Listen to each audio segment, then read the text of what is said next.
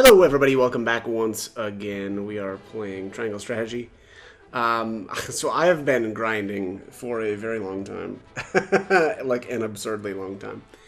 And I just noticed here when I came out to the, I guess the world map, that there's another character story available, and that is Groma.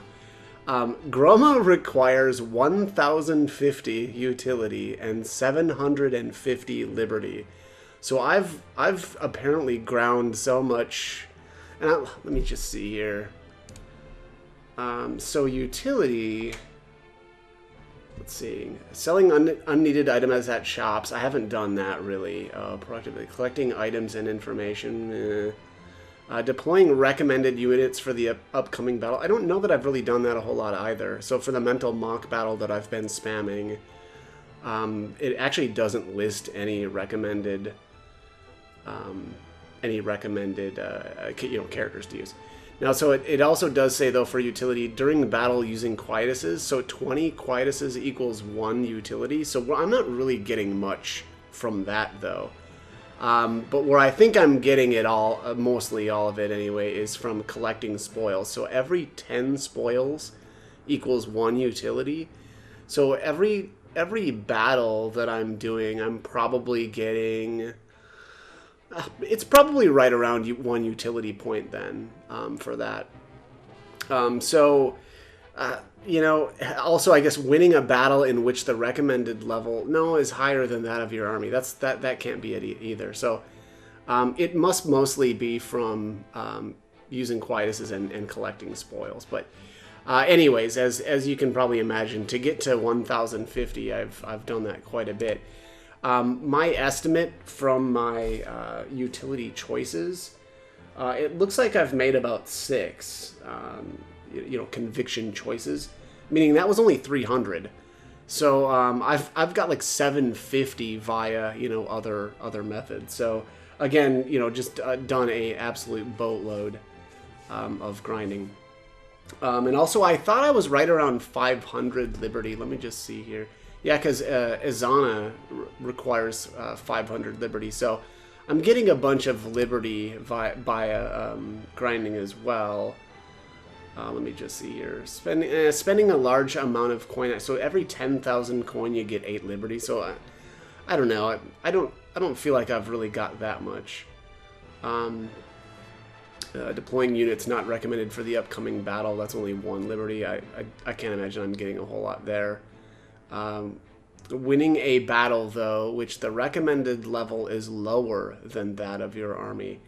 I think that's where I'm getting some from anyway, because that's only 1 liberty. So I take that to mean you get 1 liberty per battle that you win, where that the level of the battle is below the army. So. It takes a lot, basically, is kind of what I'm getting at in order to get to this point. But anyways, let's take a look at Groma. It says an elderly woman is attacked by bandits, but she is not as fragile as she seems.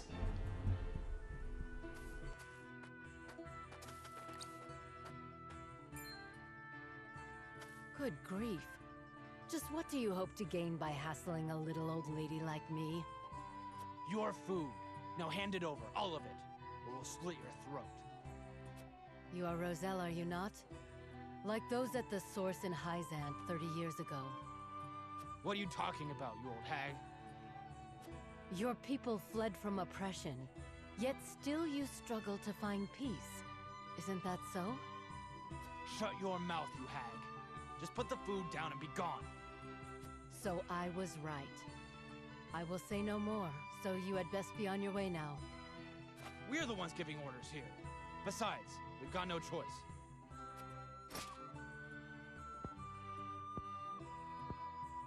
So you are blind to the strength of the opponent that stands before you.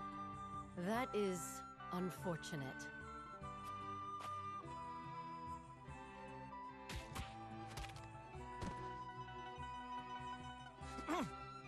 You're no ordinary old lady. Forgive us. We've had nothing to eat for days. We promise we won't do this again. Please, just spare us our lives. Your eyes do not lie. Very well. Move along. Thank you. Good grief. To think that after fleeing Hyzant, some of those poor Roselle had to resort to thievery.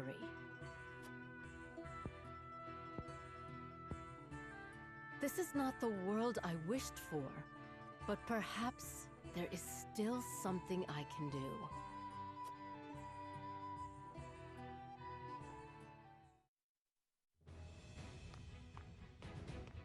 Pardon the intrusion, my lord. What is it?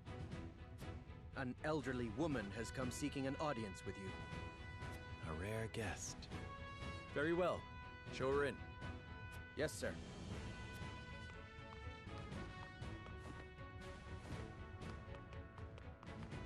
I would hear your name. You may call me Groma. The same name as the legendary Frosty General from the Salt Iron War. You're the one they called Iron Fist, yes? I have long since abandoned that name. After the war, I wandered the land, hoping to find a new purpose. Yet it would seem that I am destined to be drawn into bloody conflict until the end of my days. But there may still be something this old crone can do. Why do you come to me? Why do you ask? Can you not trust a former general of Esfrost? Perish the thought. My own betrothed hails from your land. Indeed she does. And of Rosellan birth, no less, if I have heard true. Only a fool judges a person by their origins. I would know what is in your heart. Ha! You are just as the rumors say. My heart, indeed. I have seen enough suffering to last lifetimes. All I wish now is to see it end. Then we share a common goal. Let us fight for it as one. With pleasure. I think you'll find there's life in these old bones yet. Alright, there, Groma has officially joined. Groma's okay. She gets better as the game progresses, as you might expect. One of, I think it's only 4 characters that gets really, really good evasion. But it says, a veteran versed in martial arts counterattacks when evading a physical attack and can slip deftly between foes. That's kind of unique, right? Being able to pass through enemies without having her movement hindered is pretty nice. Let's take a look, actually. I'm going to go back to the encampment. And just see here. Where's Groma? Yeah, she's starting at level 9. Alright, so evade detection. That's the ability that says it allows you to slip past enemies and obstacles. That just means that she can pass through enemies and not not lose movement because of it. Sweeping kick, deal physical damage to enemies across 3 horizontal squares and have a chance to immobilize them for 2 turns. That's a bit like Hasabara's Cleave, except it has the chance to immobilize. That's actually pretty good. Eliminate and evade says increases your evasion for 3 turns after you defeat an enemy. Pretty good. I mean, more evasion is always good. And then Energy Wave, deal physical damage to a single enemy. That's really nice because it's so cheap and it's ranged. So she's pretty interesting. I don't remember Lure in. And then, actually, this must. I'm wondering if this is a taunt. I can't remember anymore. And then I don't remember what cross counter was anymore. Probably like increases damage countering or something like that. But as I was saying though, towards the end of the game, she gets just absolutely amazing evasion to the point where you can actually count on it. At the beginning of the game, the evasion stat's kind of bad, right? Like, yeah, sure, every once in a while you'll evade an attack here or there, but it's not so great. But towards the end of the game, you can actually kind of plan on evading because it ends up getting so high. Okay, looks like due to my grinding here, I have actually unlocked Flanagan as well. So it says a single man puts an end to the chaos caused by some of Frosty's soldiers in Glenbrook.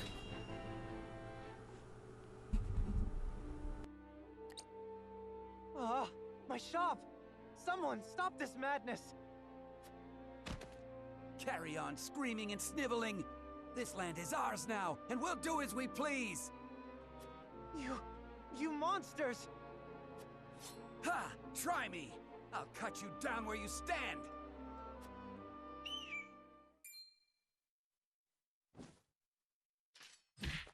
And just what do you think you're doing? You disgust me. Be gone from this place. So, you've chosen death then? Hold! Lest my eyes deceive me, is that not Sir Flanagan? And what if I am? 'Tis him! The bloody shield in the flesh! Former Black Iron Captain! Damn it all!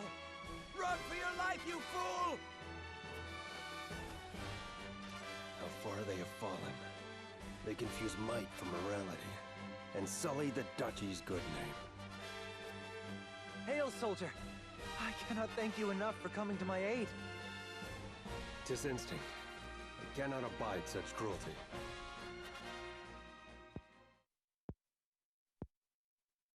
Though I no longer call myself a soldier, it is the only station my skills afford me.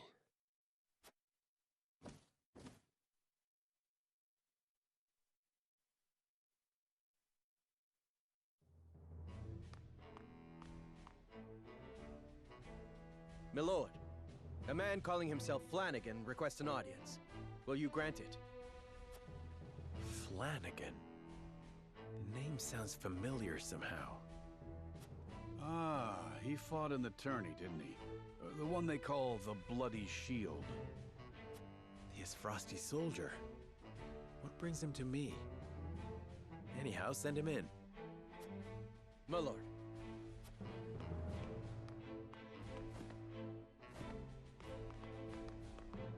Been a few moons, Bloody Shield. And many more since I answered to that name. Then what brings Ines Frosty to us this day? Words cannot bring back your countrymen, but I give them to you anyway. I condemn the Duchy's actions with every fiber of my being. Deeply ashamed am I of our Archduke's willingness to shed the blood of innocents. Meager though they may be, you have my sympathies. So, you came all this way just to apologize? You're a strange one, all right. I am well aware that words alone mean little. And that is why I offer my service, that my words might ring true. Why House Wolfort? There are far greater armies that would give anything to have a warrior like you in their ranks. I have no interest in further bolstering the might of Esfrost or Hyzant. They trample the weak with no remorse. I will stand for it no longer. And you think you can stand here and call us weak? You little...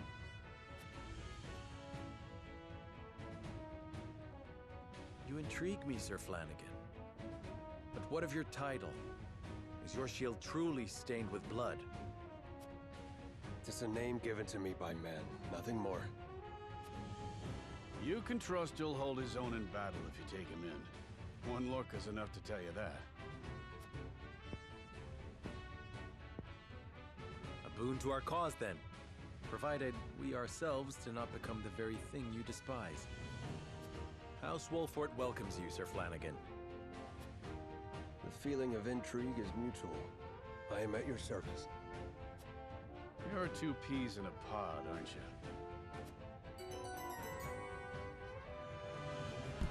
All right, there Flanagan has officially joined. I'm honestly not that big of a fan of him. I think I just think that it's just kind of weird, right? Like, it's great that he's mobile, but in terms of like, you know, being a decent tank, I don't know. He's okay, but also Eredor just completely outshines him in terms of tanking because of his provoke ability. But anyways, it says a rugged and mighty warrior who soars above the battlefield. It draws enemy attacks and stands strong against head-on attacks. We'll take a look at his let's see, roster. Oops, no, let's go to the encampment. I guess I could have gone through the roster instead, but what more can do here anyway. All right, starting out at level 9.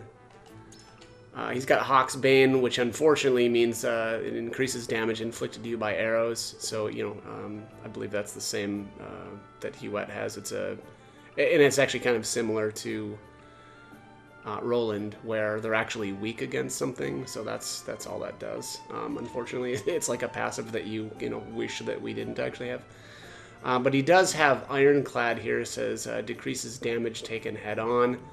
And then he's got Shield Bash. It says deal physical damage to a single enemy and have a chance to infuriate them for 2 turns.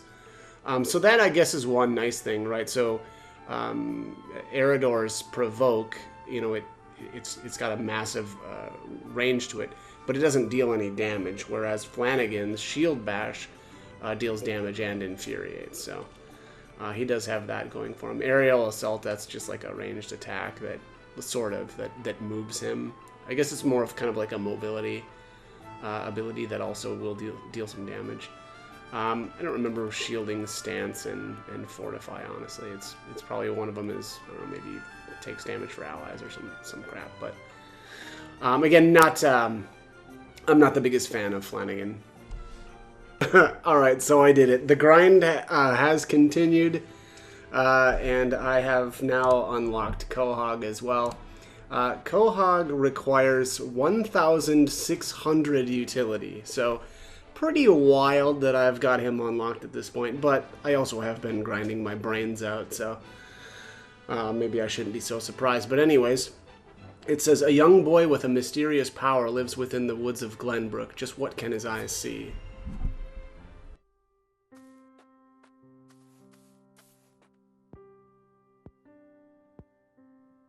I can hear it calling me. I must go. There you are! Oh, how many times must we tell you? It's too dangerous to go off on your own. You have a precious gift that must be protected. I'm sorry, but I cannot stay. Did you see something again? You once foresaw a terrible landslide near the village. Had we not evacuated, we all would have perished. What do you see this time? Something I must do. So if you'll excuse me. Wait! Don't go!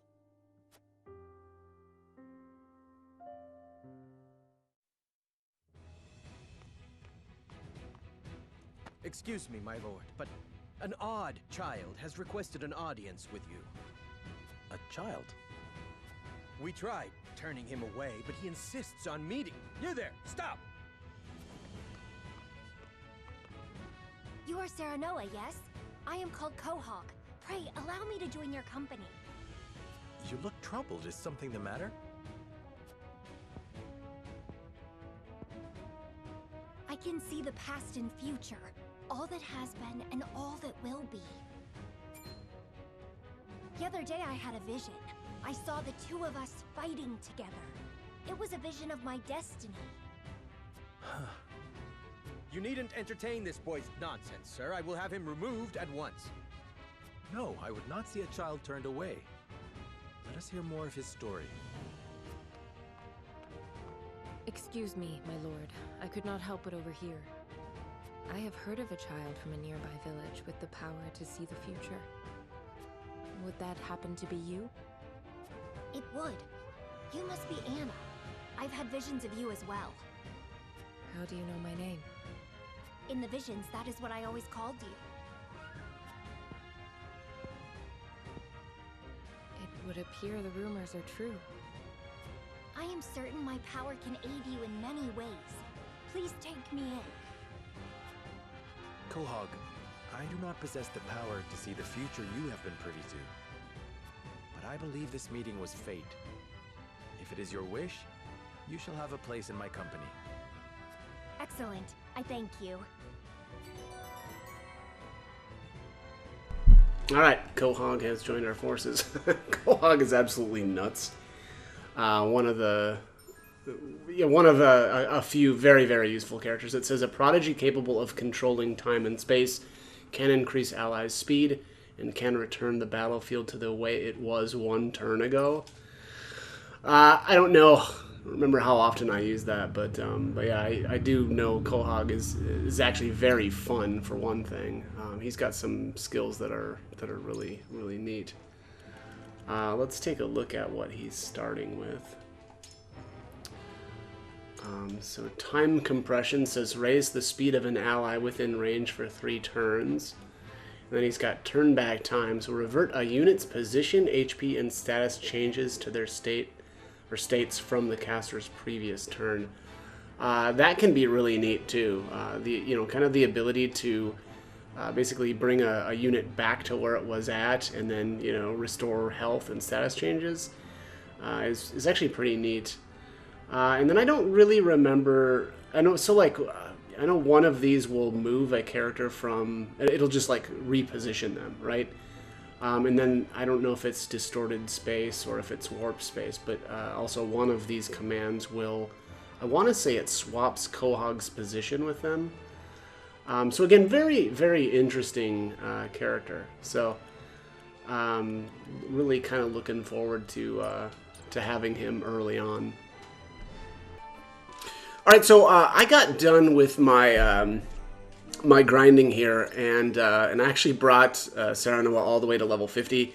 I did notice though here there are no additional character stories unlocked, so that means that I have not hit 1,600 morality or 1,600 liberty. So apparently, I guess if you're gonna grind, it does seem to me that, and it's kind of been my opinion for a long time, that utility is by far the easiest of the convictions to grind out. But at this point, I'm going to move on. I actually honestly went a little bit overboard, obviously. I didn't expect when I kind of started grinding here that I was going to hit level 50, but, here we are. Which, I mean, honestly, this is just completely absurd, right? Basically the best battle that we can even get is a recommended level of 10. So, again, wildly over-leveled here now for the rest of the game, but I also did a full playthrough a few years ago, when the game initially came out, and I wanted to do things a little bit differently this time around, so I definitely feel like I've done that. So I'm going to continue on, though, but we'll do that in the next video, so we'll finally get on to the Avlora big battle, which I really like. I absolutely love that battle, so I think that's going to be at least somewhat fun. Maybe not as challenging as it normally would be, because I'm insanely overleveled, but it should be fun nonetheless. So anyways, I'm going to end this one here. As always, hope the guide was helpful, and thanks for watching.